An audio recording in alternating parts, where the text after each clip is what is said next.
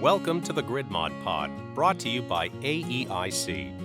In this podcast, you'll hear from the utility industry's top operations leaders on how their companies are working to modernize and improve our ever-evolving power grid. Thanks for joining us. Well, hi, Jay. Hello. I'm so excited that I was able to get you on the GridMod Pod for today's conversation. I have to say, you and I had the opportunity to meet at one of the AEIC's Center for Operational Excellence workshops, where you came and really shared your work and what your team's doing. So I'm really excited for the listeners here to kind of get a breadth of knowledge in regards to all the challenges that we're facing. The workshop, just for our listeners, was really kind of bringing industry experts that are being challenged and working through the interconnection process, as well as the load forecasting transformational changes that are occurring. So pretty specific, but I think it was a beautiful conversation that happened. And I look forward to you sharing your views and, what's happening in your day to day. So with that, I'm going to throw it over to you to kind of give yourself an introduction. But to our listeners, we have Jay Oliver. He is the managing director of the Energy Storage and Grid Development Group with Duke Energy. So with that, take it away, Jay.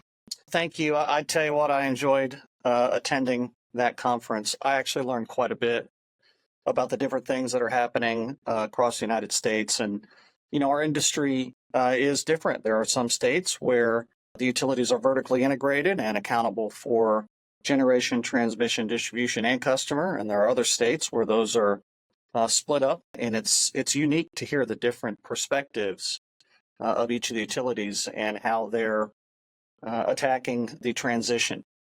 So again, I thought that was a really good time. Now, Duke Energy is a large utility. We have over 8 million customers.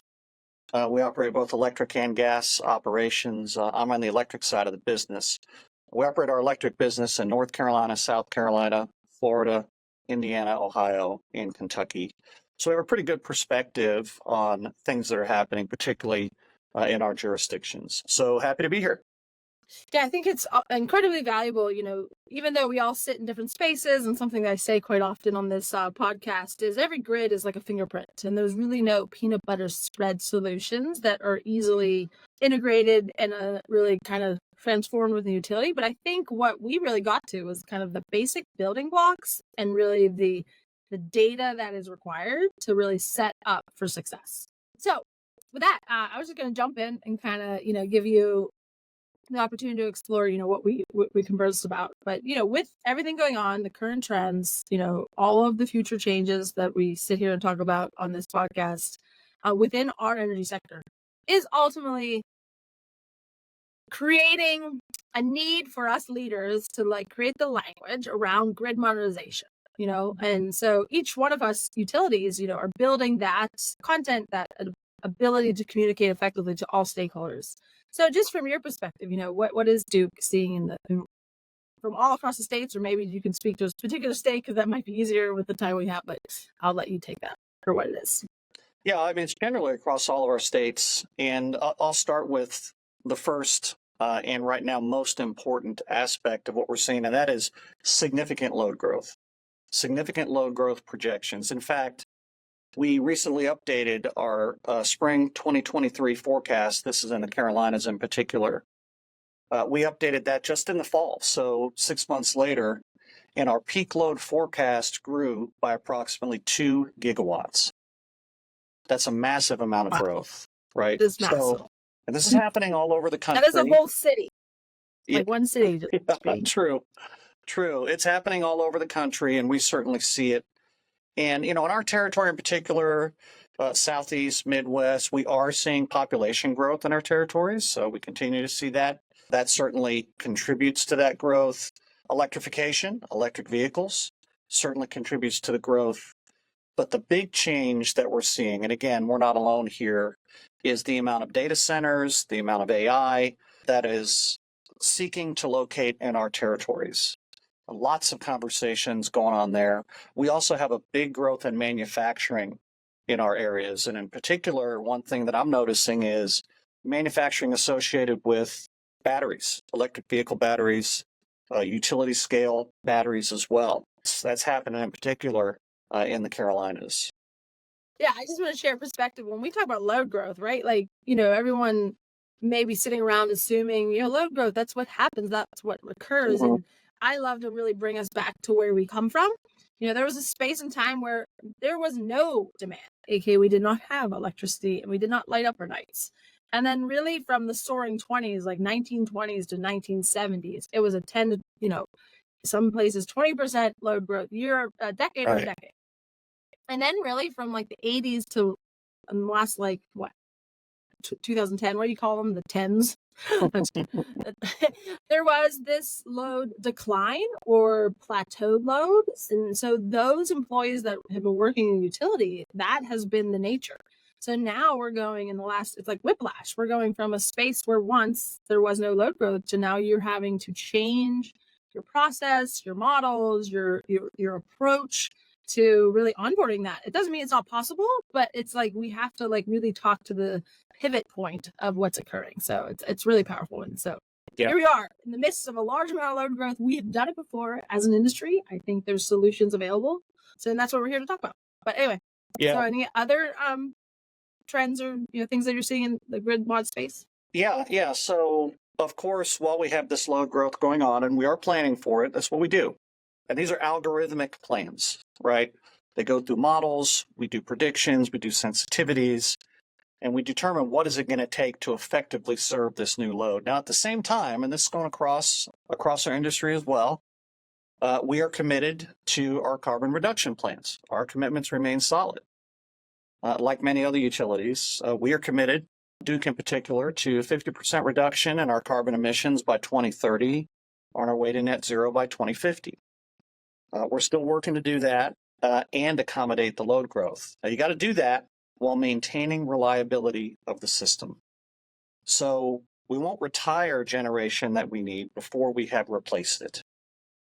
That's a very important concept.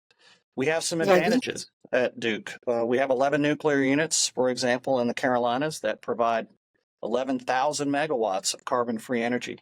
That's a great place to start. It's a great basis for our carbon reduction plans. Of course, we're looking at growing our solar fleet, growing our storage fleet. We're looking at natural gas additions, expansion of our pumped hydro facility, and then a little bit later in the 2030s timeframe, small modular reactors. I think you're the first to say it in my podcast. I love it, James. Well, So, we planting the seeds. have to do it, right? The way this Right. load growth is growing, it's absolutely critical. We're looking at that, determining when it makes sense, also looking at wind, when that makes sense. And then on the distribution side, I think this is really important, and many utilities do this today. But we have an integrated volt bar control program in the majority of our jurisdictions that we use for peak shaving. We can also use that for general energy reduction in conservation voltage reduction mode. All of that is critical. One thing I've not mentioned, I want to make sure I get it out there because it's critical, and it was kind of part of your original question, Liz, is customer programs. Yeah. Right.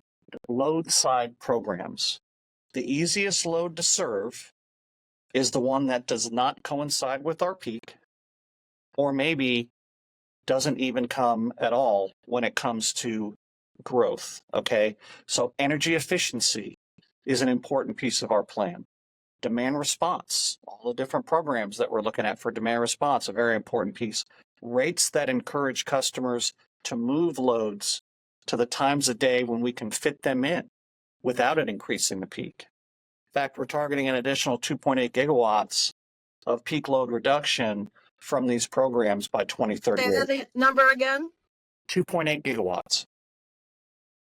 So I would just like to pause because I feel, the words you're using, the language you're using, the programs, if this was stated or spoken internally, like as an idea 5-10 years ago, there was from a driver's perspective or a need perspective, it wasn't there yet. And also from a capability and a technology's perspective, it'd be very challenging and difficult.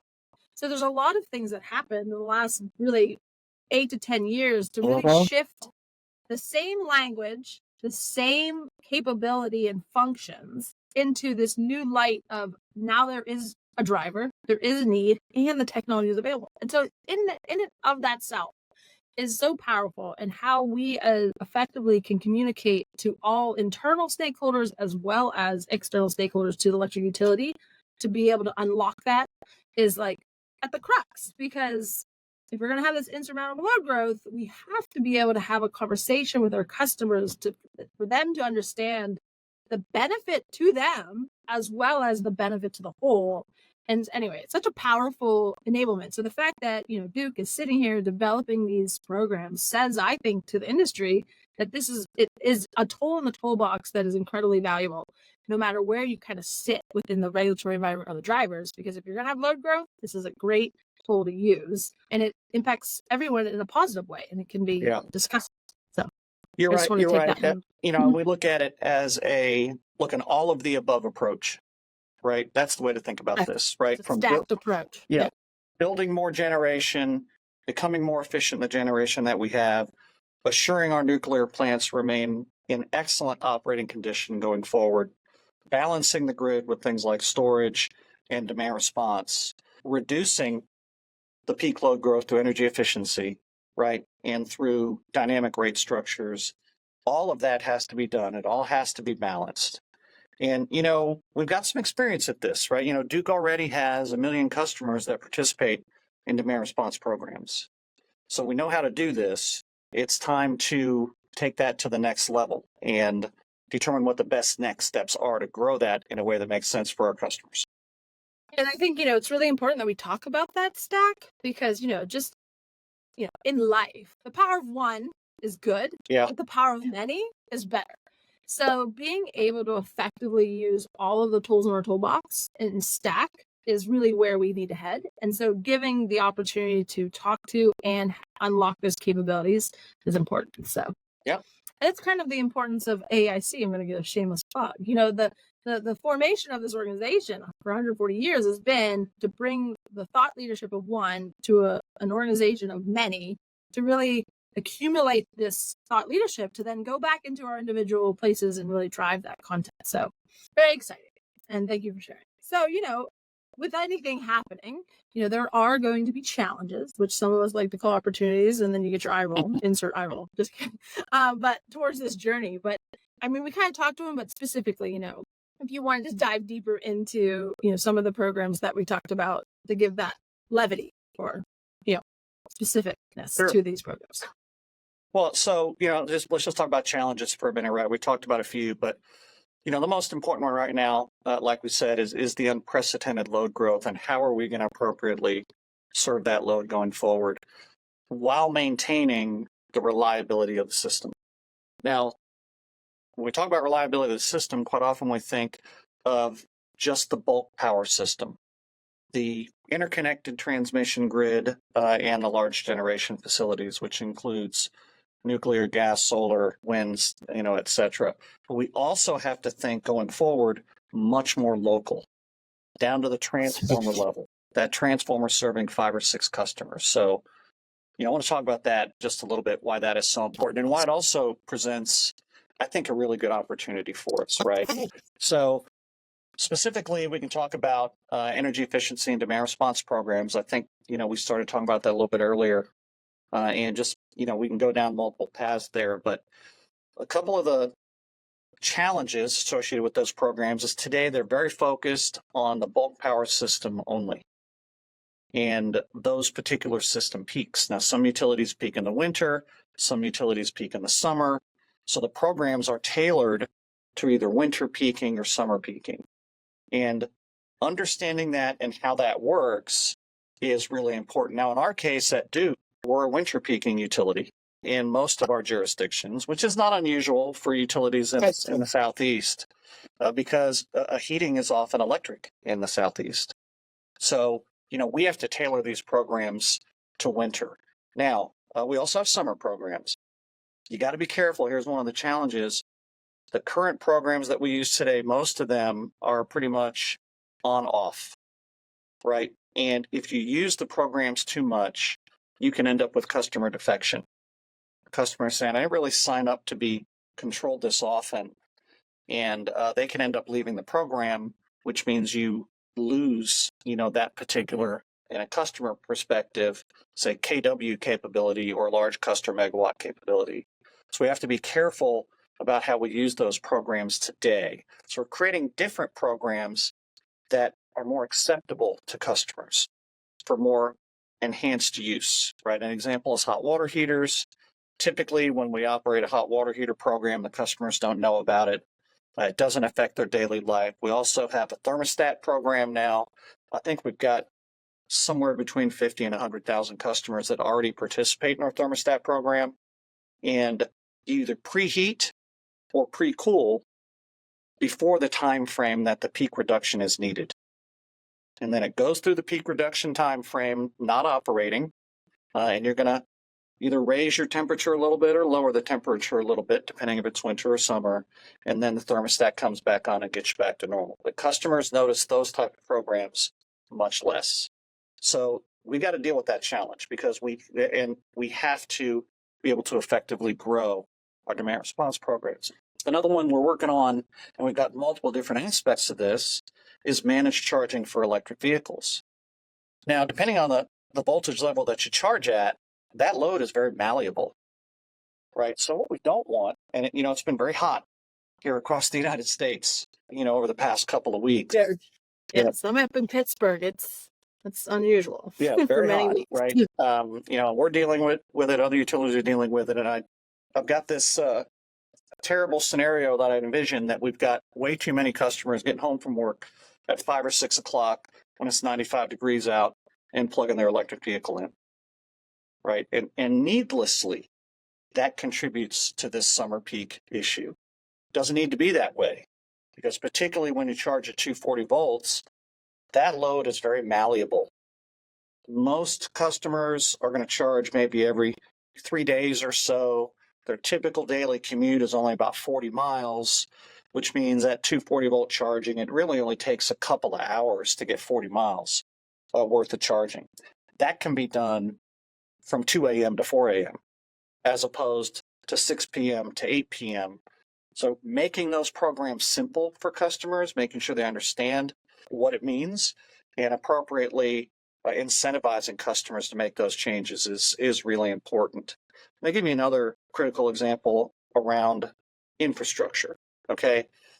At Duke, we've got, I'm going to say millions, right? Millions of transformers. 1 to 2 million, and it could be maybe more. I used to know the exact numbers when I was in a different organization and had the asset management teams. It's a lot of transformers. Those transformers, many of them serve our residential customers. Now, as residential customers continue to move towards electrifying their vehicles and charging at 240, not only does that challenge the bulk power system if done at the wrong time, but it challenges our local transformer fleet. That 50 kVA or 75 kVA transformer that's been operating well for all this time, suddenly, if we've got 3 customers with a 7 or 9 kW 240 volt charger that all charge at the same time, that can cause a serious problem for our transformers. So where this is all evolving, right? And you talked about a little bit earlier is integrated resource planning, right? So something like managed charging can help us with local load issues at the local transformer that's in your yard, right? Or up on a pole near your yard. Can help us with that, make sure we don't have to go upgrade those transformers prematurely, which costs money and time, and can help the bulk power system as well. So sort of this cross-functional use, right, of these assets that are on the customer side of the meter is going to become more and more important, and we're really focused on that and growing that capability. And just to kind of bring our listeners to some of the relativity and really the power of what we're talking about is, where we've come from and where we've been is, the electric utility space and got into a process that worked, but, it was quite silent. So if you think about, system thinking, which is, I think, the meat and potatoes behind integrated distribution system planning or integrated resource planning, it's the idea or the ideology of, the organization has to become very agile and flexible with each other And like you said, you used to oversee asset management, and there's planning, and there's engineering, and then there's project management. And there's all these varying groups that kind of have their go-dos. And unless we're pulling up and zooming out and like seeing the forest, right, for the trees that they are, we get bogged down in the details. And the details are very important. So it's not like we can forget about them, but we have to really start to consider the complexities and the relationships and really the implications of like changing this will impact XYZ. So creating an organization with the strategy of like, we're doing this together and really being able to communicate effectively is probably like a big engineering marvel in itself. So, you guys seem to be doing it beautifully and have a head start. So it's great to hear. I love to talk about the positivity and the solutions, the present, and really sharing those, because I think we get into the weeds and really talk about all the problems and inabilities. So you really gotta like shift that language. So thank you again for sharing. Sure. There are these very unique, detailed challenges, but if you pull up and like work as many, you can kind of, the technology is there, right? It's now how do you implement the processes, the programs, and getting the folks that need to be engaged to like take action. Yeah, I think, your point, it's right there. Our customers and stakeholders in our different jurisdictions need to be engaged in this. And our stakeholders are, right? We get a lot of feedback from stakeholders on our integrated resource plans and our 10-year site plans. And again, we have, I'm going to say, close to 15% of our customers that already participate in demand response programs today. So the capability is there, right? We just got to make sure we grow it in a way that makes sense and balances what that type of resource provides versus what the other resources can provide. That kind of leads into my next question, and I kind of like thinking through, when we think about the grid and everything that comes in, it's very complex, very engineer oriented. So when you think about the workforce or the mindset or really the skill sets, there's a certain methodology, an approach, a being that shows up in the engineering world. But like what it comes down to is a lot of or what we talk about is the people and the processes. So I would ask, like, thinking through, what you've had to champion and all of your past experience with, working with people and all the stakeholders, how are you guys building that flexibility, right? Like, how have you seen that evolve and really adapt to really, you can't predict the future. So there's a lot of unforeseen changes. So just some examples of adjusting and being flexible. Yeah, well, scenario analysis is critical. Flexibility is critical. The ability to adjust, right? All of that is important. And, we work very closely with our regulators to make sure that happens. We file what we call integrated resource plans or 10-year site plans. They go by different names, but these are filed on a recurring basis. Sometimes every 2 years, it depends on the state, sometimes every 3 years. And what we do is we take a look at, here's what we project the load growth to be and why we see that growth happening and where it's going to be happening during the load shape, right? And again, algorithmically determine the most cost-effective ways to meet that particular load growth challenge, right? So, and there are sensitivities in those plans.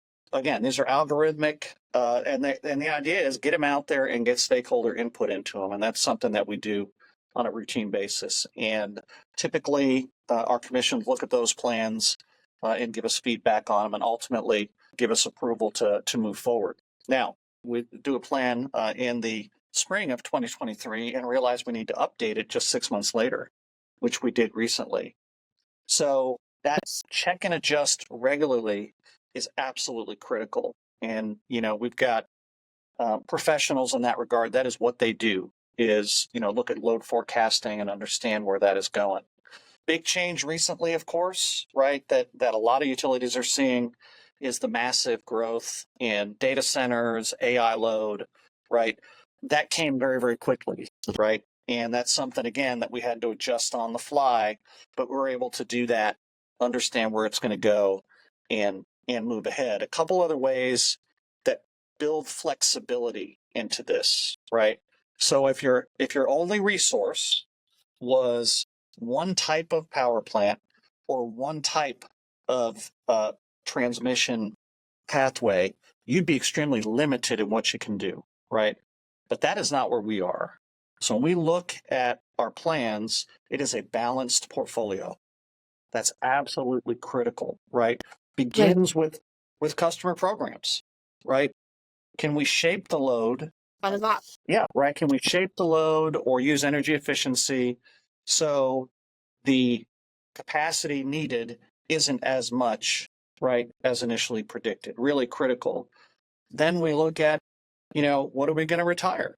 We have a plan to retire certain fossil assets, right? And when we're able to replace that capability, we would retire it, right? That's built into the plan, along with our solar additions, in some cases, natural gas additions, battery energy storage. You get a little bit further out, right? You're looking at the small modular reactors, you're looking at wind. All of that is built in to a portfolio approach. Now, portfolio approach is critical because let's just assume for the moment that it becomes difficult to build enough natural gas or build enough storage to be able to balance the grid appropriately, for example, when the sun isn't shining, right? We have the capability then to say, well, maybe we need to add a little bit of natural gas or add a little bit of storage, right, to assure that capability is there. So balanced portfolio, looking at what is happening, understanding that if one of the resources looks like we may not be able to get the capacity needed by the time frame, we can ramp up another. So that flexibility is critical. Managing it as a portfolio in your generation transition is absolutely critical. The other thing I think, and I'd look at, flexibility. One of the reasons why we update these plans on a routine basis is new technology emerges, right? More capability. We're not going to put something in our integrated resource plan that really needs to be solid for obvious reasons if we're not sure it's going to deliver the benefits. So, for example, we have a new program in several of our states that involves residential customers and energy storage, battery energy storage at residential customers. Now, you can use that as a demand response resource, right? So we're testing that in a couple of states. What type of capability can we get from that? What is the customer acceptance of it? Once we see what that looks like and the capability of maybe can we grow that, that would be added into the next integrated resource plan if we think it's going to add a significant amount of value. And we have multiple programs like that we are testing out today and determining when it's time to add that into the resource plan. But we don't want to add it in until we're pretty confident we're going to get the actual capability. So, you got to look at it a couple of different ways. But to your point, flexibility is really important. I love it. So the one line you stated, I knew we were going to be besties when you said it in Atlanta, was the whole utilizing the bottoms-up approach, customer programs to help start to develop the full stack. That is not novel, but it is, as we said earlier, something that the industry is grabbing hold of, and it's a requirement and a use. But to do that, and I guess I'm going to kind of wrap it up, is just remembering that the work has to be planned. The work has to be budgeted. There has to be human resources as well as financial resources. But at the crux of it is having the capability to gather the data, convert the data, analyze the data, and then drive it into those various processes or systems to then make, economic or, human customer benefits.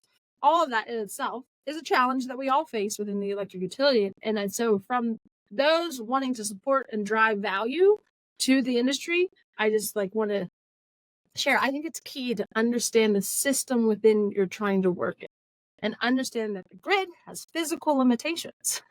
And so understanding those limitations really could help your value of the questions you ask, the ideas you have, and really how to implement together instead of separate. So Jay, just thinking through, for any listeners that are maybe in school or thinking about jumping into this industry, any words of wisdom with your career path and what you've learned that you would want to share with those listeners? Yeah, I've been in the industry since I graduated college, and the majority of that time with Duke Energy, and the industry. I would say there has never been a better time for folks to get into the utility business. we provide, obviously, one of the most critical aspects of daily life. At the end of the day, our job is quality of life, right? Without electricity, quality of life deteriorates very, very quickly, right? If you've ever experienced an extended outage due to a hurricane or an ice storm, you know exactly what I'm talking about. So, with our energy transition, with our focus on new technologies, we are getting a lot of interest, with folks wanting to come in and join the company. And I tell you, the ones that are coming in, I'm extremely impressed with the level of talent that we're able to get. And I Awesome think to hear.